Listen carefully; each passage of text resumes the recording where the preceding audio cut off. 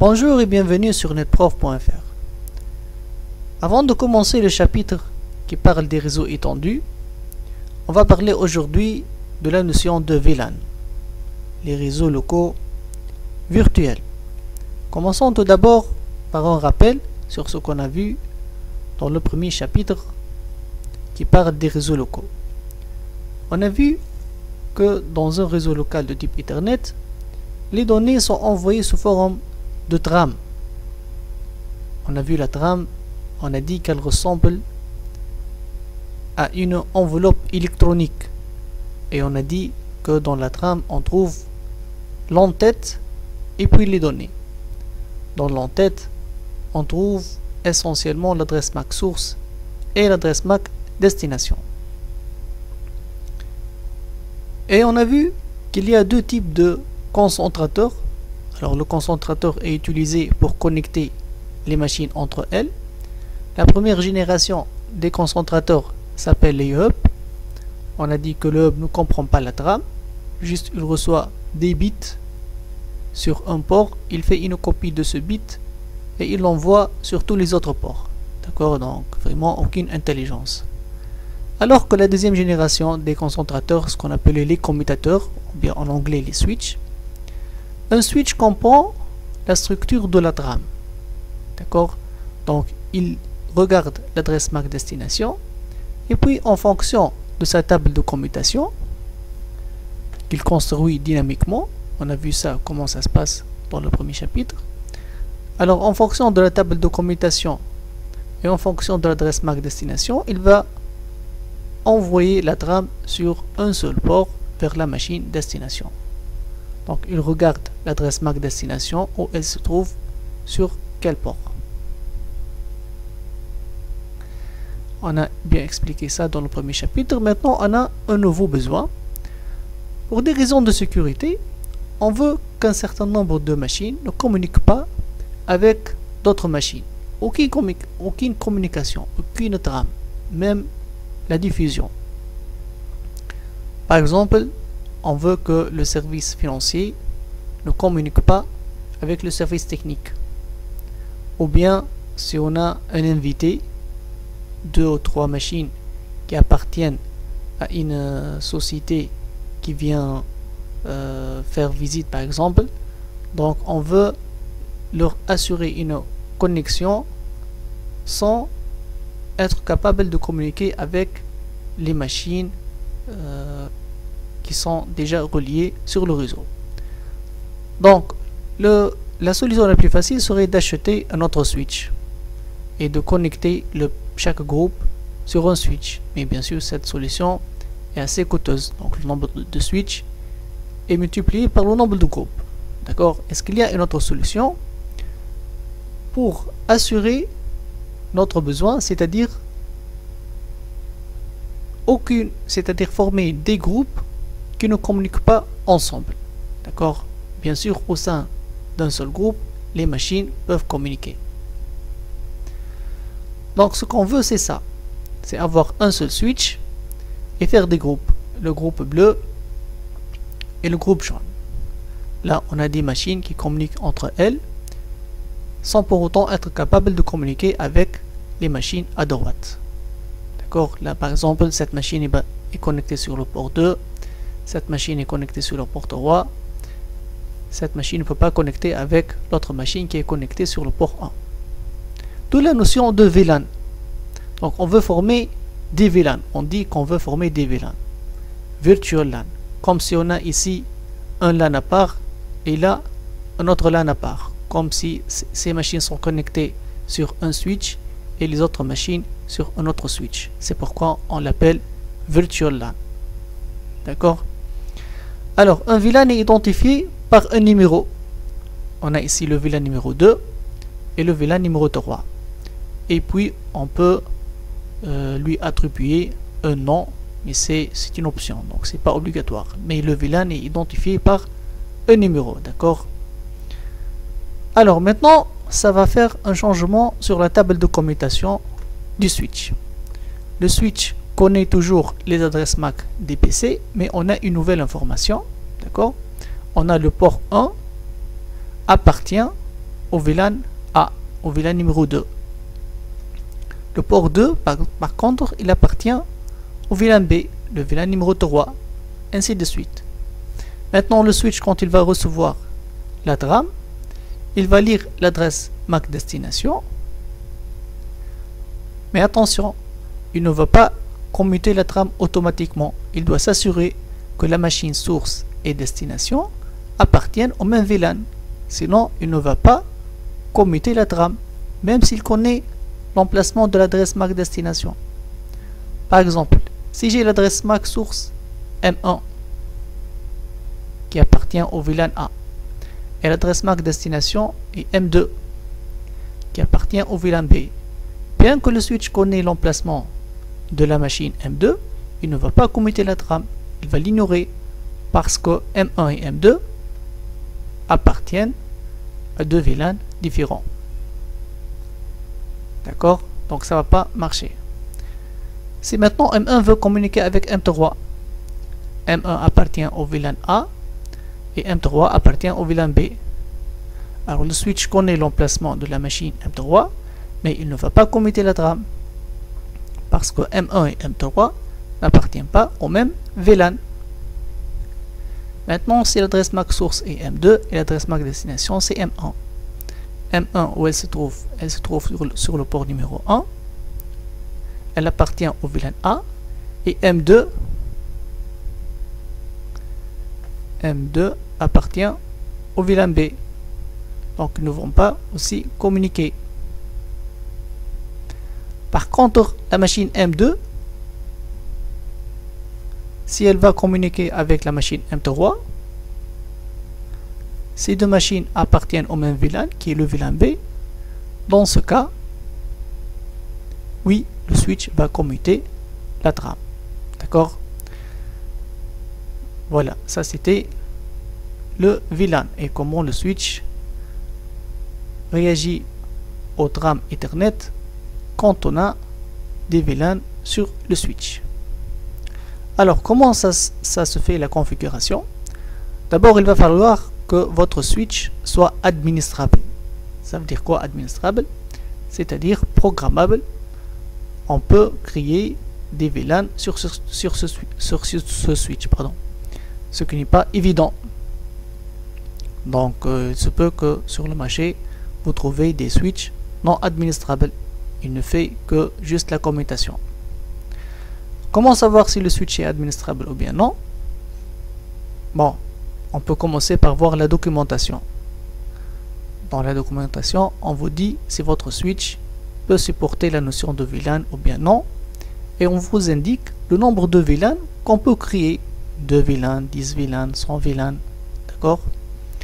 Et généralement, le switch administrable possède ce qu'on appelle un port de console. Le port de console, c'est un port d'administration, il ressemble à ça. Là, vous pouvez lire console, d'accord? Et il y a un câble fourni avec le switch qu'on appelle le câble de console qui sera connecté à votre PC pour pouvoir administrer votre switch et créer les VLAN. Le switch peut être aussi administrable sans pour autant avoir un port de console. Comment ça? Dans quelques cas, votre switch possède déjà une adresse IP par défaut et un serveur web intégré. Donc on vous demande de vous connecter sur le serveur web de votre switch. Donc vous allez obtenir une interface qui ressemble à ça et de configurer les VLAN graphiquement. Alors comment va être faite cette configuration? D'abord il faut savoir que tous les ports du switch appartiennent au VLAN par défaut qu'on appelle VLAN 1. D'accord? Puisque tous les ports sont dans VLAN 1, donc ils peuvent communiquer ensemble. Maintenant, si on veut créer un nouveau VLAN, donc il faut tout d'abord créer les VLAN. On crée VLAN 2, VLAN 3, VLAN 4. Et comme on a bien dit, un VLAN est identifié par son numéro. On peut lui donner aussi un nom, d'accord, pour que ce soit significatif. Et puis, on va affecter les ports du switch au VLAN. Donc, on dit par exemple, du port 1 jusqu'à port 5, c'est le VLAN 2. Du port 6 jusqu'à le port numéro 10, c'est VLAN 3. D'accord, du port 11 jusqu'à port 20, c'est VLAN 5, etc. Voilà. Alors pour que les choses ne soient pas toujours théoriques, faisons une petite démonstration du fonctionnement des VLAN. Comment ça? On va utiliser GNS3. Pour ceux qui ne connaissent pas GNS3, j'ai déjà fait une vidéo sur GNS3 qui explique le fonctionnement. Alors on va faire ça, on va placer un switch et puis 4 machines. D'accord? Alors ces 4 machines ont des adresses IP dans le même réseau, 192.168.1.0, d'accord? Mais le computer 1 et 2 sont dans le groupe VLAN 2 et C3 et C4 sont dans VLAN 3. Et on va s'assurer que C1 peut communiquer avec C2 en faisant un ping, que C3 peut communiquer avec C4, mais que C1 ne peut pas pinguer C3 ni C4. D'accord? Parce que C1 et C3 n'appartiennent pas au même VLAN. Alors, on va ouvrir GNS3. GNS3. On va placer un switch et des machines.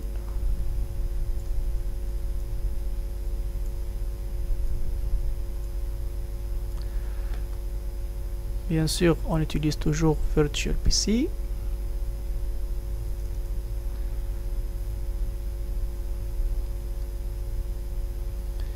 D'accord.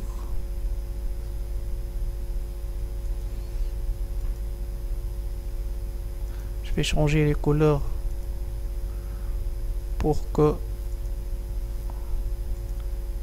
les commandes soient claires. Donc le background soit du blanc. Ok. J'espère que comme ça c'est mieux pour vous. Alors, bien sûr, on revient à GNS3. On va créer les ports. Je ne vais pas expliquer de nouveau tout ça parce que c'est déjà expliqué dans la vidéo qui parle de GNS3. La machine C2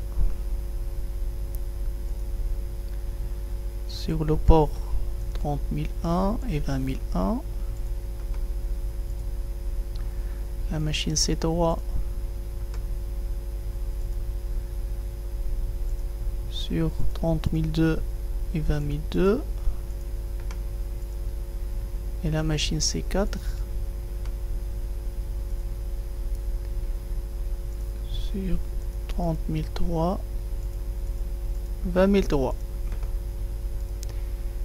Et puis je vais connecter ces PC au switch.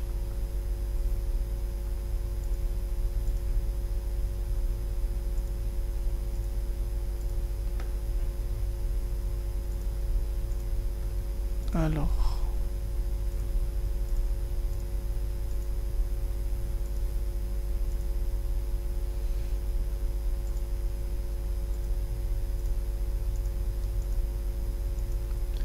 voilà.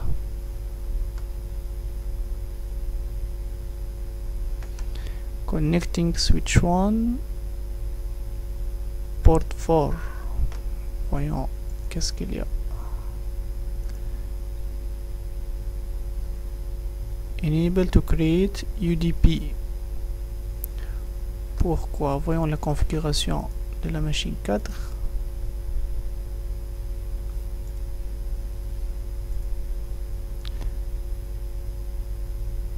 Mettre 30 000. Ah, on a fait une faute ici, donc c'est 30003. On va D'accord, on doit éliminer le lien d'abord.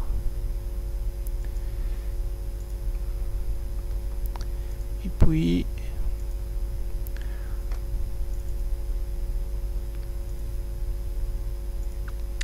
on va faire delete.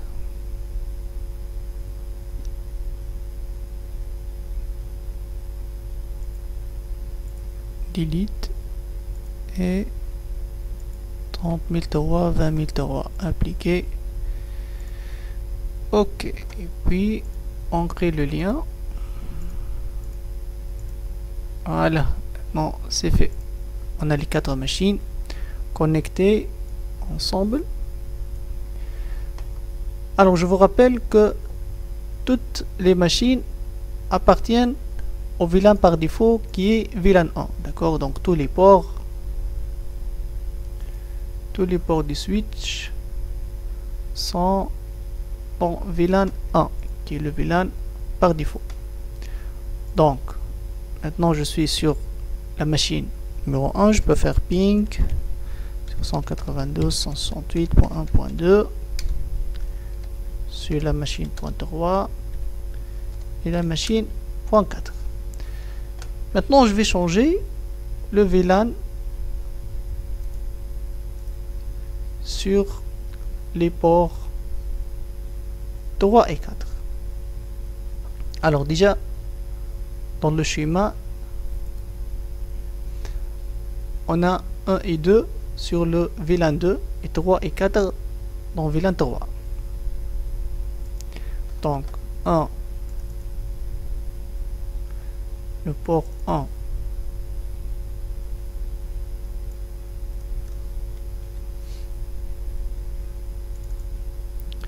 c'est dans VLAN 2, port 2 le port numéro 2 est aussi dans VLAN 2, le port 3 dans VLAN 3 et le port 4 dans VLAN 3. D'accord, donc 1 et 2 sur le même VLAN, 3 et 4 sur le même VLAN aussi. Appliquer. OK. Donc a priori maintenant C1 peut communiquer avec C2 et C3 peut communiquer avec C4, mais C1 ne peut pas communiquer avec C3 et C4. D'accord, là on a un VLAN, VLAN 2, et là un autre VLAN qui est VLAN 3. Vérifions ça.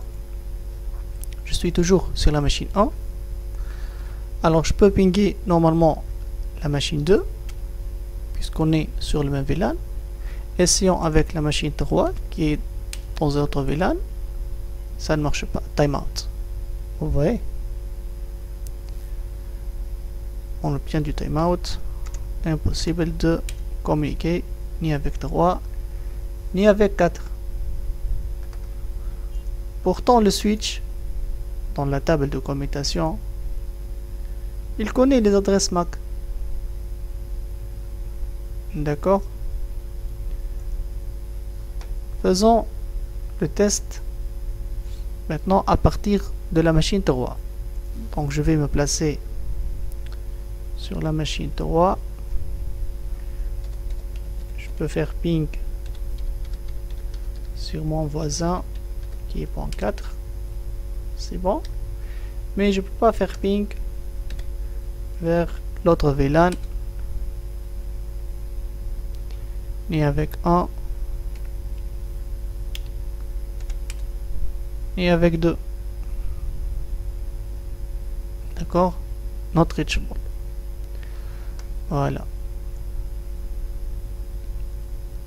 donc j'ai bien vérifié que C1 peut communiquer avec C2, C3 peut communiquer avec C4, mais pas de communication inter-VLAN. Il y a une communication intra-VLAN, mais pas de communication inter-VLAN.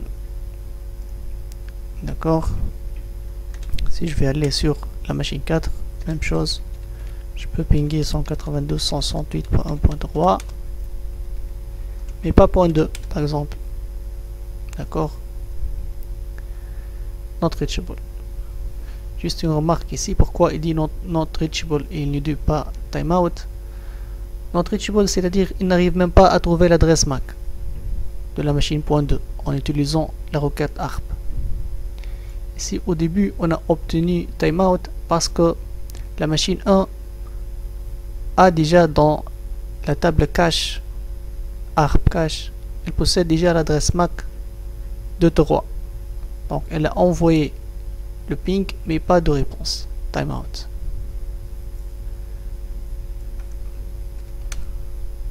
Je sais pas si ça a déjà expiré. Donc là, si je fais ping de nouveau sur la machine .3, c'est dit not reachable. On a perdu l'adresse MAC. D'accord. Voilà. Alors revenons. Donc pour conclure,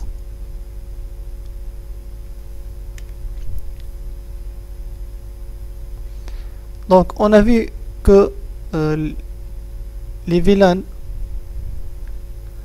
sont utilisés pour sécuriser certains groupes de machines, que la notion de VLAN diminue le coût puisqu'on n'a pas besoin d'acheter d'autres machines, d'autres switches, pardon, d'accord. Mais aussi n'oublions pas de faire la remarque que les VLAN aussi nous assurent la limitation de la diffusion. Ça veut dire quoi, limiter la diffusion? En fait, sur un réseau local, on trouve beaucoup de trames de diffusion. Par exemple, les requêtes ARP sont un exemple des trames de diffusion. Mais en réalité, une seule machine est concernée par cette trame. Alors imaginez sur un réseau, vous avez 1000 machines. Et chaque machine s'amuse à générer des trames de type ARP request. Donc vous allez occuper le CPU de votre machine pour un trafic non utile. Et vous avez occupé la bande passante des cascades aussi, et ça va générer une lourdeur sur votre réseau. Donc en utilisant la notion de VLAN, d'accord, on limite la diffusion. Donc la diffusion de la machine C1 n'arrive pas à C2. De même ici, la diffusion de la machine C3, pardon, la diffusion de C1 arrive à C2, mais elle n'arrive pas à C3 et à C4. De même ici, la diffusion au sein du VLAN 3 n'arrive pas aux machines du VLAN 2. Voilà, j'espère que vous avez bien compris la notion de VLAN et que vous allez refaire cet exercice. Je vous remercie pour votre attention. Merci et au revoir.